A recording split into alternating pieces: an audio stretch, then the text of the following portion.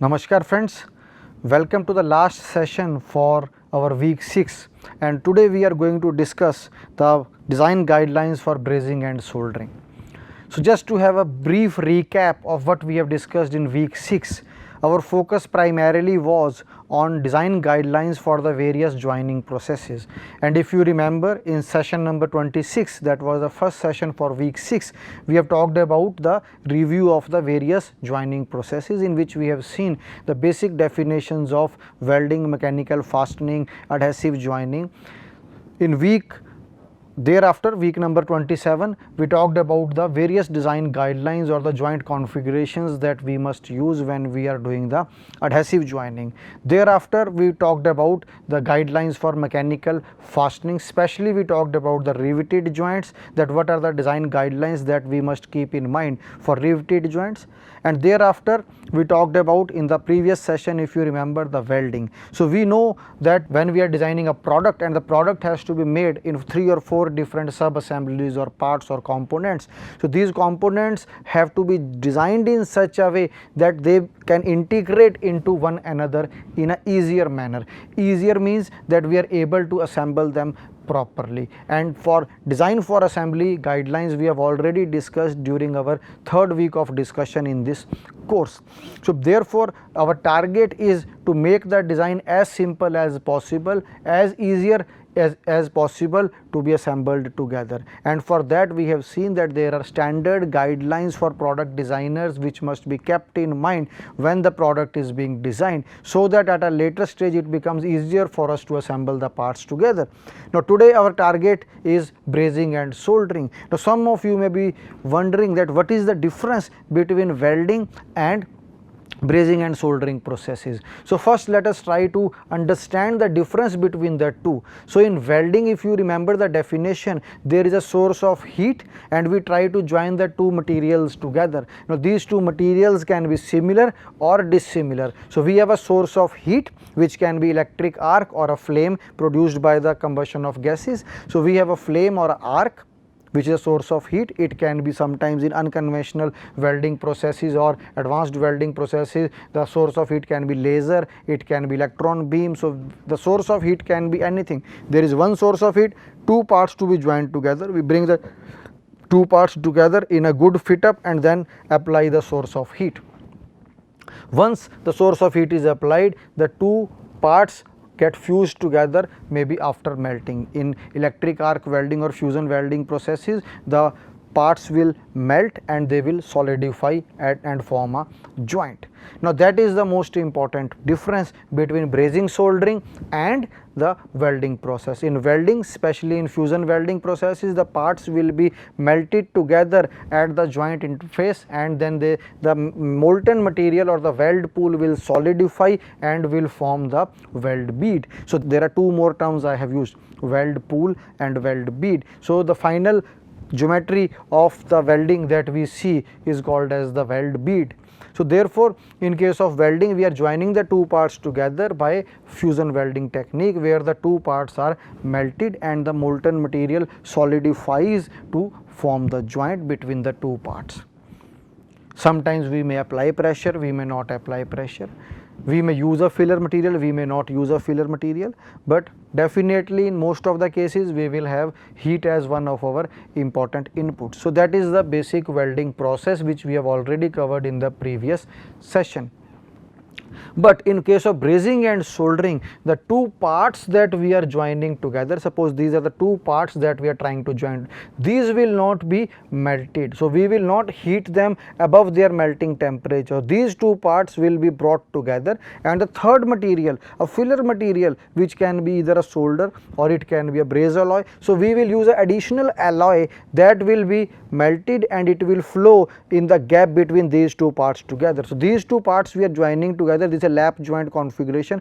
The brazing, during brazing or soldering, the additional alloy will melt and will flow inside this gap and will settle down there and will form the joint between the two parts under the lap joint configuration. So the material will flow because of the capillary action and will form the joint. So this and this are not getting melted, as in case of fusion welding we usually try to melt the two parts to be joined together, and then this molten pool solidifies to form the weld joint. So this is the maybe a basic difference between the welding process and the brazing and soldering process, and therefore the guidelines will also be different, because here we are not going to melt the two parts to be joined together. So they will remain as they are, but we have to melt the additional material, and that material has to flow, which can be an alloy, to form the joint between these two parts. So therefore we will try to understand what is the difference between brazing and soldering also.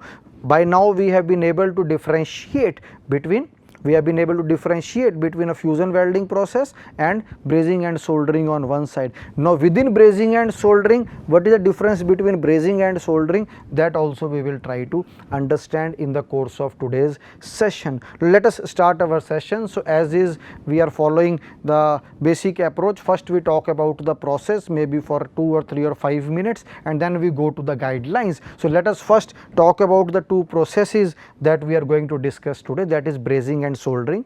Now first let us see brazing. This is, you can see a brazing being done at this particular point. Now what is brazing? Brazing is a joining process which produces coalescence of materials by heating to a suitable temperature and by using a filler metal. So we use a brazed alloy. This is the filler metal having a liquidus temperature above. This above you must keep in mind.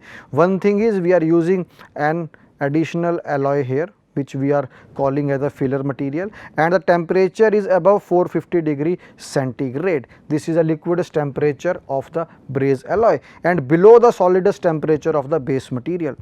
So solidus temperature of the base material. So base material we are not going to melt in case of brazing and soldering. The two parts we will see with the help of various diagram, the two parts to be joined together will not melt, but the alloy will melt and it will go into the joint and will form the joint there.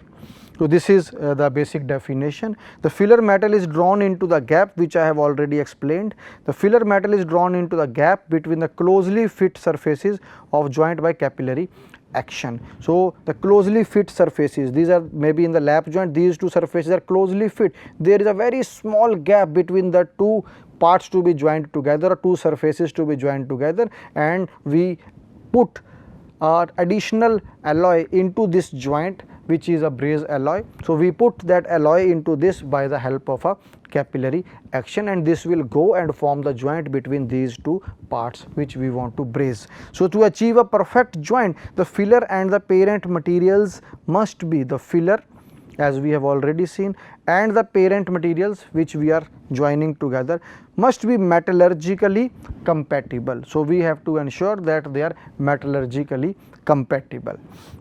The design of the joint should incorporate a minimum gap into which the brazed filler metal will be drawn. So the most important design guideline is the minimum gap has to be ensured between the two parts to be joined together. Now let us see, these are the two parts that we want to join together, part number 1, part number 2. Now this is the minimum gap that have to be ensured so that our alloy can rush into this by the action of capillary, and then it sets there and forms the joint between these two parts. So the design of the joint must incorporate a minimum gap into which the brazed filler metal will be drawn. The joints must be properly cleaned and protected by the flux or productive atmosphere during heating process to prevent the excessive oxidation. So we have to do the welding, or not the welding, sorry, the brazing or the soldering action under a protective environment, so that excessive oxidation does not take place. We can do it under the flux also, so that a proper joint is formed. In many cases, in case of welding, we have flux coated electrodes which try to create a protective environment around the weld pool, so that the contamination of the molten metal does not take place. Similarly, in case of brazing and soldering, we must ensure that we do our operation of brazing or soldering in a controlled environment or under the flux. Now again, that is brazing. Similar is the mechanism of soldering also. Soldering is a joining process which produces a coalescence of material by heating them to a soldering temperature and by using a filler metal. Solder having liquidus temperature not exceeding 450 degree. Now if you remember, in case of brazing the temperature was greater than 450 degree, here it is not exceeding 450 degree and below the solidus temperature of the base material. So this is same, below the solidus temperature of the base metal, this is same, but here this is the difference between brazing and soldering. In case of brazing, the temperature is greater than 450 degree centigrade. In case of soldering, the temperature or the liquidus temperature of the filler metal or the solder is less than 450 degree centigrade. So here we can see this is a solder and this is a soldering iron. So it is heated and this is the point we are pushing, maybe by capillary action, the molten solder is pushed into the parts that are joined together. Now I think the process part is clear. What is brazing, what is soldering, what is the difference between brazing and soldering,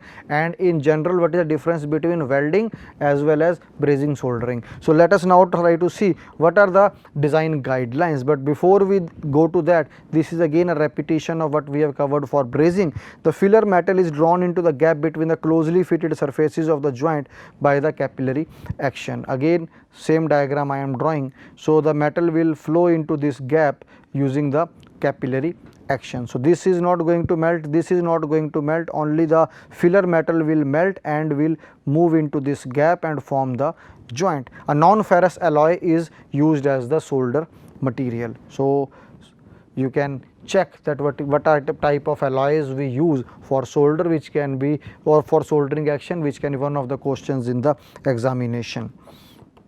Now what are the design guidelines for brazing and soldering, that we can try to understand. Brazing and soldering are suitable for broad range of production quantities. So one thing is that the number of parts that have to be made can range from a smaller number of parts to a larger number of parts, broad range of quantities ranging from 1 to tens of thousand. Brazing is applicable to a wide variety of base metals. So brazing can be used for low carbon steels, high carbon and alloy steels, stainless steel, copper, brass and nickel alloy. So we can see it can be used for ferrous as well as non-ferrous metals. The brazing process can be done. In case of, if you remember, in case of machining, sometime we use the brazed tipped tools. So we have a shank and the tip of the tool is very hard, it is brazed onto the shank. So there the application of brazing is there. Now this is the first most important guideline we can see. We have seen that we can have different types of joint configurations, and this week has been dedicated towards welding, brazing, soldering, mechanical fastening, adhesive joining. So the joint configuration is very important. So in case of brazing and soldering, lap joints, this is an example of lap joint.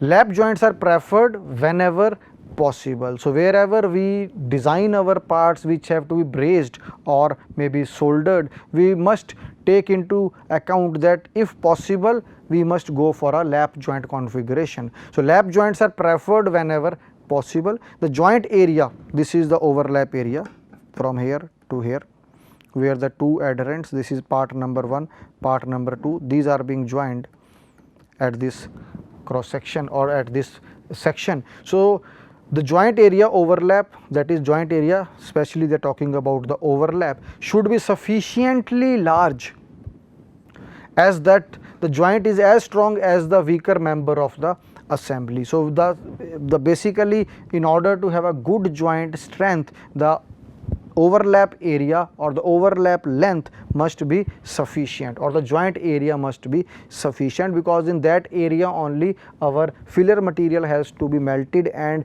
flown using the capillary action, and it will settle down there and form the joint between the two parts. So it is just one rough guideline is given.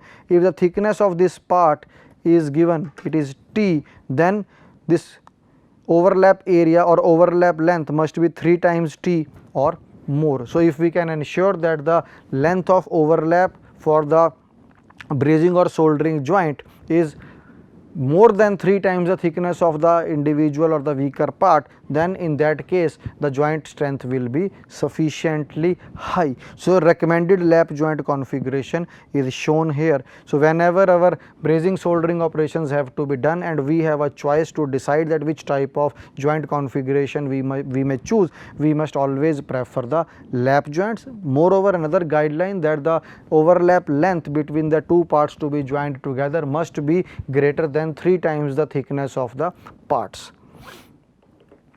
Butt joints and scarf joints are not recommended, very important. Butt joints, scarf joints not recommended unless strength requirements are very low. So, wherever the load, there is no load that is going to come on this joint, in that case we may somehow, and there is a necessity that we must join the 2 points together under the butt configuration, we can go for butt configuration also, but the joint strength will be considerably less as compared to the lap joint configuration. So, unless strength requirements are very low and there is no need for a pressure seal at the joint. So, when you do not need to have a pressure seal at the joint or the joint strength requirements are very low, in that case we can even go for butt joint configurations during our brazing and soldering operation. So, we can see lap joint always advisable.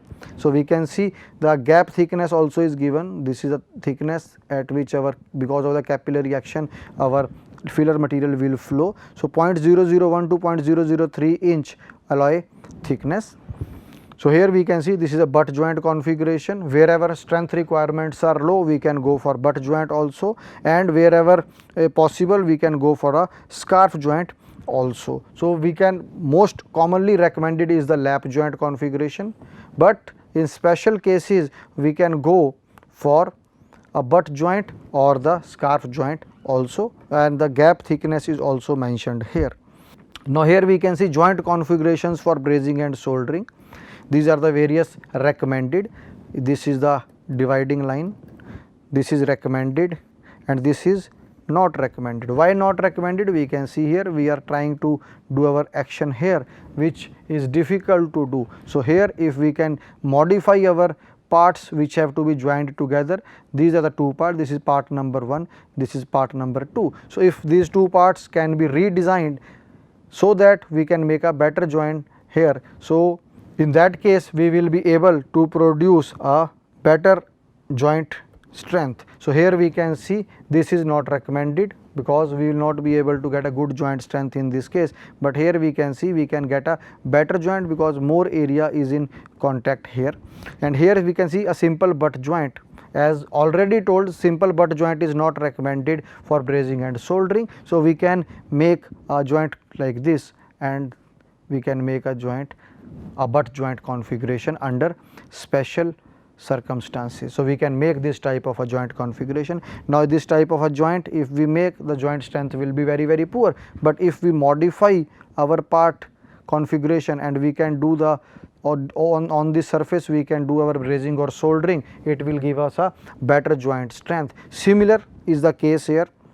These are the two parts to be joined together. This is part number 1, this is part number 2, and this is the place where we are doing our brazing and soldering. So, not recommended. So, what we are doing? We are converting it into a lap joint configuration only and doing the welding or brazing and soldering at these 2 points. So, this will give us better strength as compared to this type of a joint. Similarly, here also we can see these 2 parts can be redesigned, they can be made straight, and then we can do the welding here, or the brazing and soldering can be done at this point. Here it is not possible because both these are solid, but we can do our brazing or soldering at these points, and this can help us to get a good joint configuration. Similarly, here also if we do our brazing and soldering at this section, not recommended, we may not get adequate joint strength, but if we modify the 2 sections like this is the overlap area is increasing.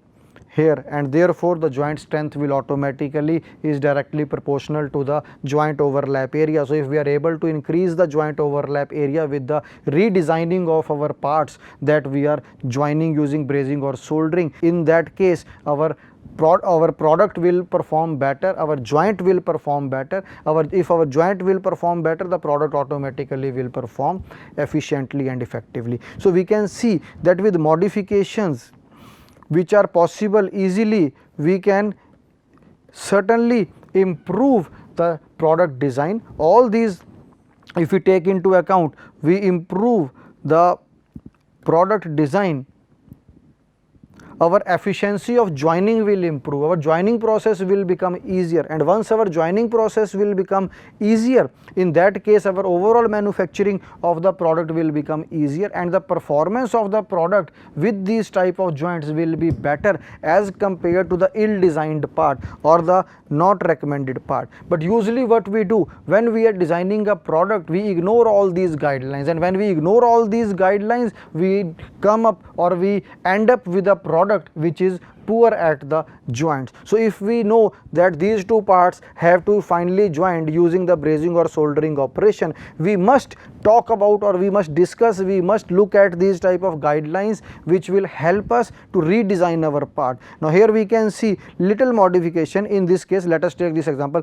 This part number 1 remains same, no modification. Only in part number 2 we have done a little modification, but it will significantly affect the joint strength between part number 1 and part number 2. Similarly here also this part remains same, only these two parts we have modified and we will get a better joint strength. So basically when we are designing our parts and we know that these parts have to be finally joined by brazing or soldering, we must have a look at the guidelines that are available for brazed or soldered joints. So if we take those guidelines, definitely we will be in a much better position during our manufacturing or the assembly of our parts. So we can further see that there are other guidelines also. The higher temperature of brazing can cause distortion.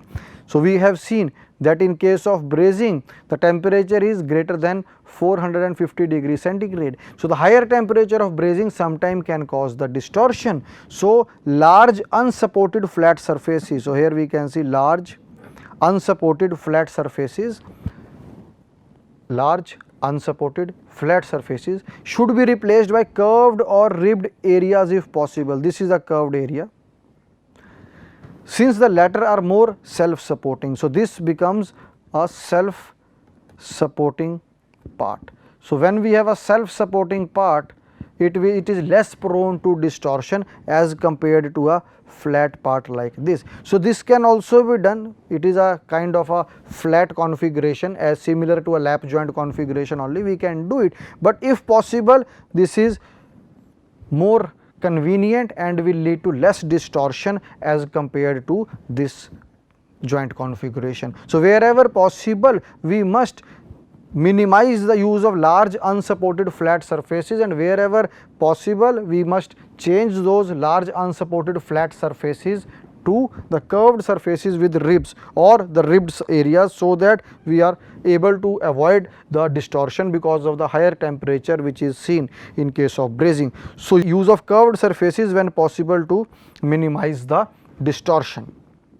Now this is something related to different types of the brazing or soldering processes. We are not going to go into the details of the processes because soldering can be done in more than one way and brazing can also be done in 5 or 6 different ways. So maybe induction based brazing is one technique, then dip brazing is another technique, but there are guidelines related to the processes also. So if induction heating is used, so if we are going to do induction heating, so the source of heat is induction, the joint must be designed to allow space for proper location of the induction coil. So because the heating has to be produced by the induction coil, so we must design our part in such a way that we can use the induction coil to heat the location properly, so that our filler material can melt and flow into the gap between the joint and may form the joint between the two parts. So therefore location of the induction coil has to be ensured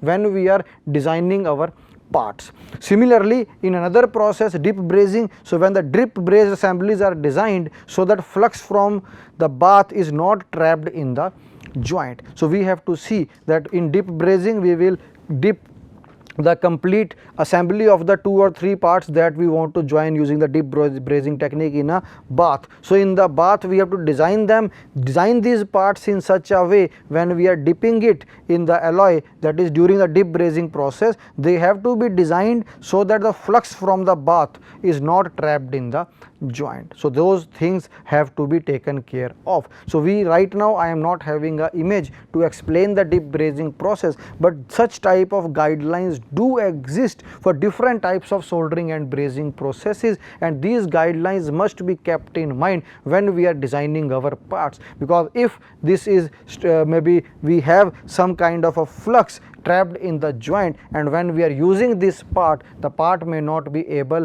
to take up the designed load for which the part has been designed, and at a later stage may lead to the failure of the joint also. Now this is the last guideline that we want to cover: self jigging.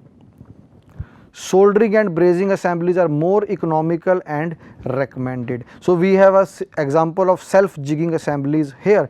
So what is the approach to hold the parts together? So if we talk about gravity, this is part number 1, this is part number 2. So our part number 1 and part number 2 can be assembled using the concept of gravity. This is just one geometry, this is another one. Here we are trying to do our brazing action, which it is shown in black color, and these are the 2 parts. This one is coming from top and getting fixed. This is part number 1, part number 2. They are assembled together and then we do the brazing action. And here we can see this is part number 1, this is part number 2, and how they are getting fixed into one another, self jigging soldering and brazing assemblies. So automatically they will fix with each other, and then at the joint interface wherever there is a gap, we will try to form a joint with the help of melting of the filler material, and the filler material then moves into the gap areas to form the joint by the capillary action, which we have already seen.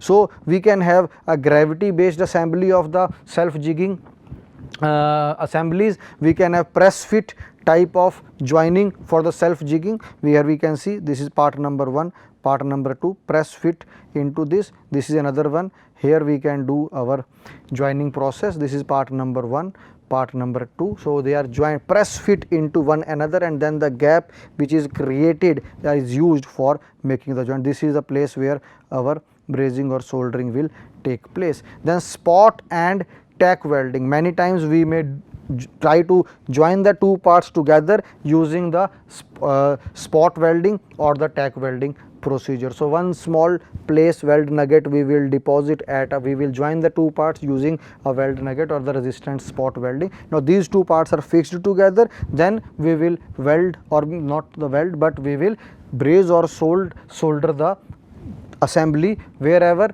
there is a gap between the 2 parts which we have assembled together temporarily with the help of spot or the tack welding. So this slide is just showing that when we are joining the 2 parts together, first we have to bring the 2 parts together. There will be a designed gap between these 2 parts, and then that gap we have to fill using the capillary action of the filler material. After the filler material is melted, this material will flow into the gap and will form the joint between the 2 assemblies. Now how these assemblies have to be brought together and how these assemblies have to be designed so that they are brought together in the most convenient manner, that is what we are trying to understand here. So here we are trying to see that what is the approach to hold the parts together. In many cases we may take advantage of the gravity. So one part is placed like this, another part comes from top. Because of the gravity it gets fit into this, and then there is a gap which is created between the 2 parts is filled by the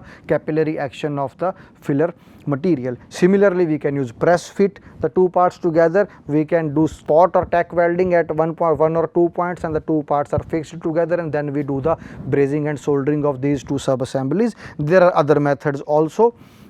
We can do expanding and swedging. So we can see here expanding and swedging can be done to fix up the 2 parts together. Then stalking and pinning can be done. Then threading and riveting can be done. We can see there is a threaded here and this is a rivet. So you know now what is a rivet and what are the design guidelines for joints which have to be joined using the riveting procedure. So these are the various self jigging methods for the brazed assembly. So the basic summary is that we have to bring the two parts together so that we can do the brazing and the soldering action. So these are the various self jigging methods for brazed assembly. So when the brazing process has to be done, we have to bring these two sub assemblies together, and these are some of the techniques that can be used for bringing the two assemblies together which have to be finely brazed. So with this, I think we will conclude the today's session as well as the discussion for week number 6. So just to summarize what we have covered in week number 6, we have done the review of the various joining procedures or processes where we have seen welding, we have seen adhesive joining, we have seen brazing and soldering, we have seen mechanical fastening, and then in the subsequent 4 sessions. First session was review of the joining processes. Then in the 4 sessions we have covered 4 different processes. In the first we talked about, that is session number 27, we talked about design guidelines for adhesive joining. Session number 28 we talk about design guidelines for mechanical fastening, in which we have seen the design guidelines for riveted joints, design guidelines for threaded fasteners, and then we talked about the design guidelines for welding process in session number 29, and today in session number 30 we have discussed about the design guidelines for the parts that have to be joined together by brazing and soldering. And towards the end we have seen that how the parts must be designed when they have to be brought together for the brazing operation. Some examples have been taken, and the standard methodology of self jigging, that how the two parts can be fixed up together, what are the various approaches, we have tried to finish up the discussion for week number 6.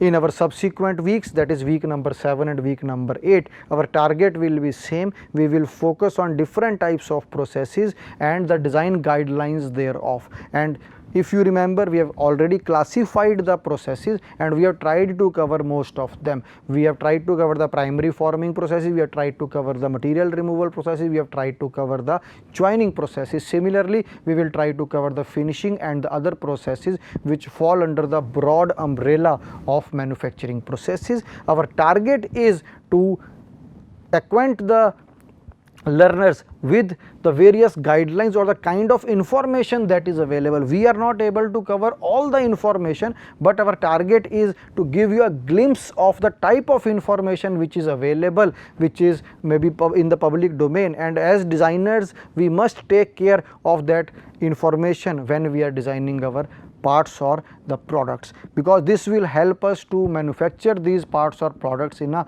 much more efficient, effective and productive manner. Thank you.